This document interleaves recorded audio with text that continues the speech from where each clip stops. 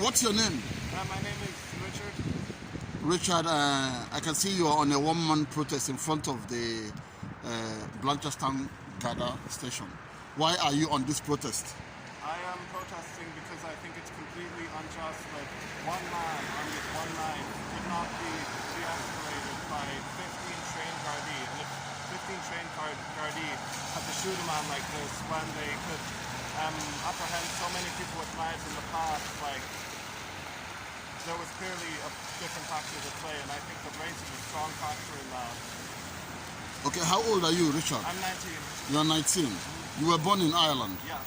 Okay, and how does your mates feel about this shooting? A lot of people, especially in the black community, are afraid and upset that this happened because I guess he had committed a crime, but he'd only hurt one person, and it's like the fact that the Gardaí were willing to shoot somebody because of that is completely unfair. But even outside the black community, people are angry, people are scared because, like, we hear all about police brutality in the UK and the US, but in Ireland that's just not something that comes up.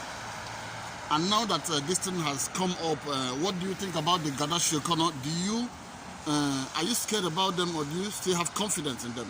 I think, like, just in general, like, they've clearly shown racial prejudices in the past. Black people especially getting stopped and searched all the time. At the start of the year, there was a report released by the Irish Times that said that 30% of Garda Síochána had negative attitudes towards race and towards black people simply because they were black. In fact, the report that was commissioned by Garda asked the guards to rank their favourite ethnic minorities, like, from preference of best to deal with to the worst, which is just a massive indicator of the extent to which this problem has grown in the guards.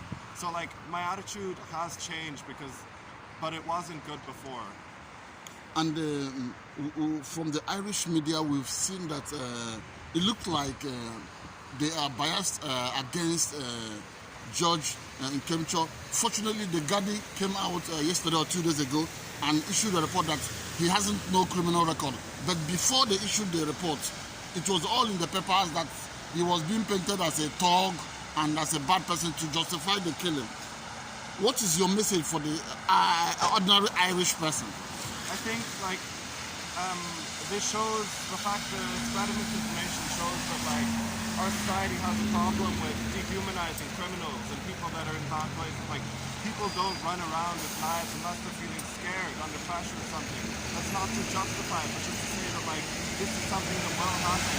And the fact that justice is, like, just because someone in general commits a crime, our society thinks it's okay to, like, lock them up in cages, to put them in prisons, and to completely dehumanize them is bad. But obviously race played a factor in this too, because obviously, like, hearing the word thug, the first image that comes to people's mind is of a black person, just because of how that word has been racialized by the media again and again. So, like, it's very good that the guards obviously came out and told people that, like, there was a lot of misinformation, but number one, like, it took them a long time to do this. When the second this poor man was shot, the media was already telling us that, like, he was a knife-wielding thug. Nothing about the humanity, nothing about the fact that, like, he is a person just like you or me. And for all we know, like, anybody we know could have a moment like that where they feel desperate or scared, and then they do threatening things like that. And it should not be, but, like, we need to remember that, like, that could be someone we know, and that's like another human just like us.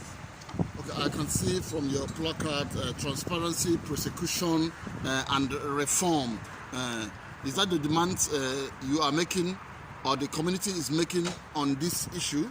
Yeah, those are the three demands that the community have come forward with, of transparency during the investigation. So a report was released 20 years ago, I'm not quite sure what it's called, but basically saying that we need to have like an independent body to investigate situations like these where a member of the public is harmed by Garda Síochána.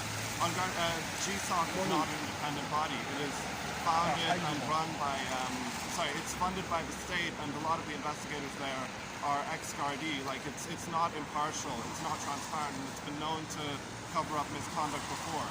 So we want a transparent investigation so people know what's going on, and we would also like to insist that there is a different body set up to investigate misconduct by the guards, because we are afraid that we won't get justice, which is why we're out here. The second one is prosecution, which is more closely tied to the idea of justice, of prosecuting the Gardaí that shot him, because as eyewitness accounts have stated, as different sources in the media have stated, like, the family wasn't even allowed to like leave the house and try to de-escalate the situation themselves.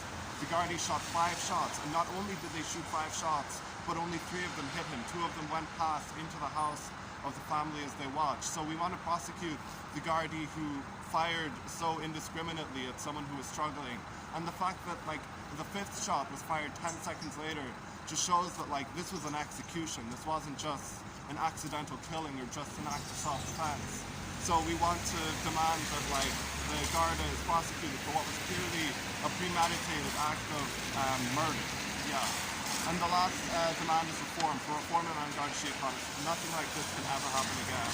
Because the waves this has sent through the community, the fact that we're all bonding over such a like traumatic experience, it's good to come closer, but I wish this kind of thing never had to happen in the first place. Okay, thank you very much. And generally, when do you think these protests are going to stop?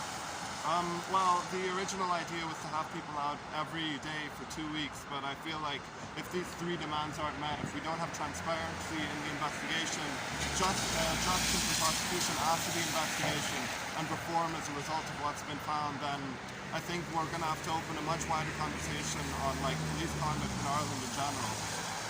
All right. So 2 weeks will not be the end, but that is the stated period at least.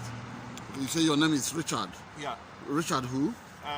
Adabaya. All right, thank you very much. Thanks for talking to us. Thank you.